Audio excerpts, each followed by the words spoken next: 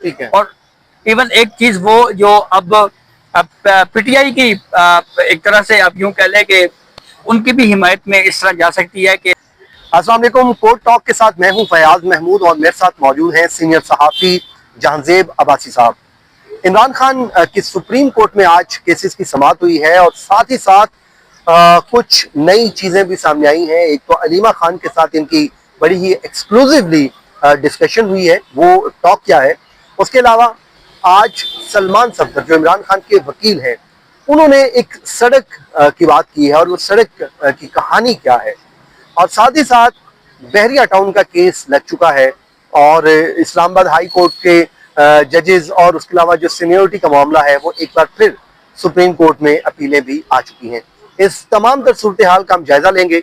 जहांजेब अब्बासी साहब सीनियर सहाफ़ी हैं, सुप्रीम कोर्ट को गुज़श्ता कई बरसों से कवर कर रहे हैं और कई नशेब फराज इन्होंने देखे हैं सुप्रीम कोर्ट को लेकर। तो जहांजेब अब्बासी साहब की जो राय भी लेंगे कि वो इस पूरे सिनेरियो को बीइंग अ कोर्ट रिपोर्टर कैसे देख रहे हैं। अब भाई साहब, आपका बहुत बहुत शुक्रिया। सबसे पहले तो 9 मई के मुकदमात की ही बात कर लेते हैं। इमरान खान की जमानत का मामला आया है लाहौर से। जी तो अब उसमें हुआ क्या है और कोई उम्मीद बर आती है या नहीं, या कोई उम्मीद बर नहीं आती? शुक्रिया फयाज। उम्मीद के हवाले से अगर पहले बात करें तो बेल तो में भी हो सकता है अदालत उनको दे दे, लेकिन बहरहाल ये अदालत ने ही तय करना है। ठीक है। लेकिन आज की कोर्ट प्रोसीडिंग में एक अहम सवाल जो आज चीफ जस्टिस ऑफ पाकिस्तान या आफरीदी की तरफ से उठाया गया, तो उससे मुझे ये लगा कि अदालत एक मरतबा फिर इमरान खान की जमानत से ज़्यादा इस मुकदमे को इस नुक्ते से देख रही है कि जमानत के केस में अदालतें आमतौर के ऊपर जो केस के मेरिट्स को डिस्कस कर देती है वो नहीं होने चाहिए। तो शायद प्रिंसिपल एक मरतबा फिर वही तय किया जाएगा। आपको याद होगा नवाज शरीफ के और मरियम नवाज साहबा के केस में अतर मिनल्ला साहब ने जमानत के केस में बहुत लंबी 42 तकरीबन उस पर बड़े फैक्ट्स और मेरिट्स, और तो आसिफ सईद खोसा साहब सुप्रीम कोर्ट में चीफ जस्टिस थे, उन्होंने खासी इस पे लिखा था, क्रिटिसाइज किया क्योंकि था, उस पे उसमें उन्होंने लिख दिया था ये कि जो एहतसाब अदालत ने सजा सुनाई है, बाद नजर में ये ज्यादा देर बरकरार नहीं रह सकती। और उसी एक जुमले को मुस्लिम लीग नून ने अपने लिए भरपूर इस्तेमाल भी किया था पॉलिटिकल गेन के लिए। तो ये डिस्कशन अदालतों में रही है कि अदालत अगर बेल का केस है तो फिर जमानत की हद तक ही अदालत को महदूद रहना चाहिए। मेरिट्स को क्या हाँ जमानत दी जा सकती है या नहीं दी जा सकती। अब सलमान सफदर साहब की ड्राफ्ट करदा जो पटिशन है जो सुप्रीम कोर्ट में इमरान खान के लिए उन्होंने फाइल की है, उसमें भी केस के मेरिट्स को डिस्कस किया गया है। अच्छा। हाँ, सलमान सफदर साहब ये कहते हैं, उस पटिशन में ये लिखा हुआ है, एक तो वो ये कहते हैं जी कि प्रोसिक्यूशन का ये मानना है जी कि 7 मई को प्रोसिक्यूशन को ये पता लग गया था कि 9 मई के लिए कोई मंसूबा बनाया हुआ है। ठीक है। और इमरान खान जो दौरान सफर पिंडी में जो है वो एक वहाँ पे फार्म हाउस में मुलाकात हुई 7 मई को, तो वहाँ पे उन्होंने प्लानिंग डिस्कस की कि जी अगर मुझे अरेस्ट कर दिया जा रहा है तो आपने ये करना है। तो इस पे पटिशन में ये लिखा हुआ है कि क्योंकि ये डिजाइन पहले से अगर पता लग गया था तो उन्होंने इस 9 मई को रोकने की कोशिश प्रोसिक्यूशन ने क्यों नहीं की। तो ये सवाल भी बजाते खुद एक मेरिट से मुतल्लिका है। फिर उसके बाद आज सलमान सफदर साहब ने मीडिया टॉक में ये बात कही कि इस मामले में हम अदालत के सामने ये बात भी रखेंगे कि जब 9 मई हुआ उस वक्त इमरान खान नैब की तहवील में थे और सुप्रीम कोर्ट में 11 मई को उनको पेश किया गया, उनसे ये पूछा गया तो वो जजमेंट में लिखा हुआ है कि इमरान खान ने कहा कि मुझे पता ही नहीं है क्या हो रहा है। तो ये भी बजाते खुद केस के मेरिट से मुतल्लिका है, जमानत से मुतल्लिक नहीं है।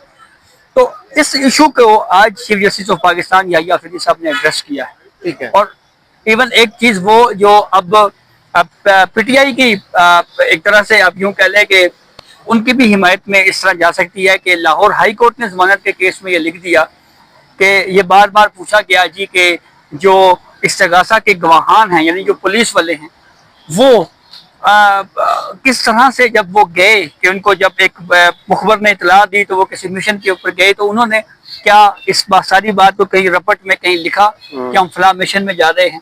तो ये बात भी बजाते खुद मेरिट से मुतल्लिका है। ठीक तो है। चीफ जस्टिस याहिया अफरीदी ने ये बात कही कि हमें इस सवाल के ऊपर दोनों फ्रीकेंड से मामलत चाहिए होगी कि हाई कोर्ट ने जो जमानत का मामला डिस्कस किया है क्या वो डिस्कस हो सकता था या नहीं हो सकता। तो अब इसमें नोटिस इस सवाल के ऊपर नोटिस हो गया है। नोटिस हो गया है। तो ये 2 से 2.5 मिनट की प्रोसीडिंग हुई है टोटल। ठीक है। लेकिन उसके बाद क्या हुआ, सलमान सफदर साहब बाहर आते हैं और मीडिया टॉक में उन्होंने एक सड़क का जिक्र कर दिया। उन्होंने कहा जो मैंने जी शुरू में कि कहा। हाँ जी कि ये एक शराई दस्तूर है, ये एक सड़क है। इस सड़क के जहाँ पे हम खड़े हैं ये सुप्रीम कोर्ट है, लेकिन इस सड़क के सामने एक और अदालत है जिसको इस्लामाबाद हाई कोर्ट कहते हैं। तो सुप्रीम कोर्ट में छुट्टियों के बावजूद हमारे केसेस लग रहे हैं। अगली तारीख भी हतमी 19 तारीख दे दी गई है, पहले भी तारीख दी गई थी, उस तारीख पे केस सुना गया, फिर 19 तारीख को हियरिंग है।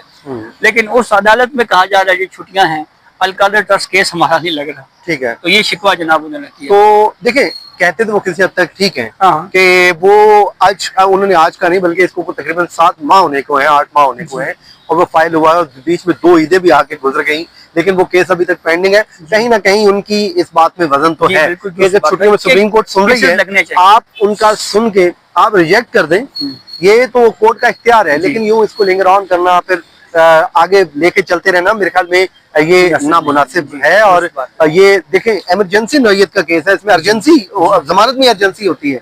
तो बहरहाल उस पर आगे हम बढ़ते हैं। अलीमा खान से भी आपकी कोई आज बातचीत हुई है, वो क्या थी? अलीमा साहिबा से आज मैंने एक सवाल पूछा, कोर्ट की अब प्रोसीडिंग खत्म हुई, मैंने उनसे ये पूछा कि पीटीआई के अंदर डिस्कशन चल रही है कि शेर अब्दुल मरवत को दोबारा लाया जाए, उस पर आपकी क्या राय है?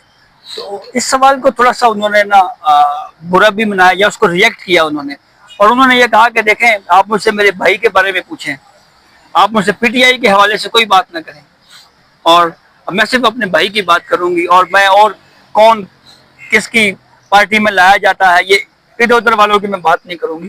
तो उनकी इस गुफ्तगू से मुझे ये लगा कि जो लफ्ज़ शेर अब्दुल मरवत है वो काफी उस पे, जब उस पे कोई जिक्र किया जाए तो उसके ऊपर वो रिएक्ट करती हैं। उसकी वजह फयाज ये भी है कि शेर अब्दुल मरवत ने बहुत तनकीद की अलीमा खान, और न सिर्फ अलीमा खान साहिबा पे की बल्कि सलमान अकरम राजा के ऊपर भी की। और सलमान अकरम राजा के बारे में तो वो इंटरव्यू में कह चुके हैं कहीं कि जी इनका तो सेक्रेटरी पीटीआई का नोटिफिकेशन ही नहीं है, सेक्रेटरी जनरल का, जो हवा में ही है सारा काम। तो वो इनकी आपस की चीजें। तो अच्छा भाई साहब, जो मलिक रियाज साहब वाला मामला है बैरिकेड होम का, वो भी बता दें कि अब क्या हुआ है, उससे कल समाप्त हो रही है, क्या हो रहा है? फयाज, गुज़िश्ता हियरिंग के ऊपर सुप्रीम कोर्ट ने मलिक रियाज के वकील हैं फारूक अशनाक साहब, उनको ये कहा था कि आप रेफरेंसेस की कॉपी, जो रेफरेंस फाइल हुए थे उनकी कॉपीज हमें प्रोवाइड करें ताकि हमें पता चल सके कि ये केस असल में है क्या। तो वो तीनों रेफरेंसेस जो हैं उनकी कॉपीज सुप्रीम कोर्ट में जमा करवा दी गई। और ये जाली बैंक अकाउंट्स केस जो साकिब निसार के दौर में बने थे, ये वो केसेस हैं। उस वक्त हमने ये तनकीद की थी कि ये जिस अंदाज में ये केसेस बनाए जा रहे हैं सुप्रीम कोर्ट के जरिए से, और सुप्रीम कोर्ट रेगुलेट कर रहा है, ऊपर बैठ के निगरानी कर रहा है, लाइक पनामा केस ही नहीं होनी चाहिए। तो ये वो केस है दरअसल, ठीक है। और उसमें अब chief justice Yahya Afridi, justice Mohammad Shafi Siddiqui और जस्टिस मियां गुल हसन औरंगजेब इस बेंच में शामिल हैं। लेकिन इंटरेस्टिंग बात यह है, जो इससे पहली समाअत थी उसमें जस्टिस अमीनुद्दीन खान साहब का बेंच था। अच्छा। और उस बेंच में जस्टिस नईम अख्तर अफगान साहब ने एक सवाल पूछा था। जस्टिस नईम अफगान साहब ने यह सवाल पूछा था कि प्ली बारगेन का जो जैन मलिक है उन्होंने कहा कि दबाव में आकर मुझसे प्ली बारगेन करवाया गया, तो वो पटिशन अभी नैब में पेंडिंग है कि प्ली बारगेन दुरुस्त हुआ नहीं हुआ। तो अभी वो पटिशन जब अभी वो तय नहीं हुई, उस पर अभी कुछ ये तय नहीं हुआ कि क्या प्ली बारगेन दुरुस्त था या गलत था, तो नीलामी क्यों शुरू कर दी गई? ये बड़ा एक वैलिड क्वेश्चन था। लेकिन जो कल समाअत होनी है, जैसे नईम अख्तर अफगान साहब बेंच में नहीं है। अच्छा, वो नहीं है। चले, तो आखिर में मुख्तसर से बता दीजिए, आज अपीलें भी आ गई हैं जी, जजेस के जो ट्रांसफर हुई थी उस हवाले से, वो भी थोड़ा सा बता दें जी। 5 साबिक सदूर हैं सुप्रीम कोर्ट बार एसोसिएशन के, जैसे आबिद जुबैरी हैं, दीगर हैं। इन्होंने जो है वो ICA या इंट्रा कोर्ट अपीलें इस मामले में फाइल की हैं जजेस ट्रांसफर में। और ये बुनियादी वही मसला है जैसे सरफराज डोगर साहब वाला, कि उनकी जो इस तरह से ट्रांसफर करके फिर यहाँ पे लाया गया, और पहले से मौजूद जजेस की जो सीनियरिटी है उनको डिस्टर्ब करके chief justice Islamabad high court लगाया गया। पहली स्टेज के ऊपर तो ये केस जो है वो खारिज किया जा चुका है। तो अब देखना है कि ICA में क्या रिलीफ मिलता है या नहीं। ICA में क्या रिलीफ मिलता है। चलें जी, आज के इस व्लॉग को हम यहीं पे खत्म करते हैं। जहांजेब अब्बासी साहब का बहुत शुक्रिया, मुझे इजाजत दीजिए। कोर्ट टॉक के साथ अल्लाह हाफिज।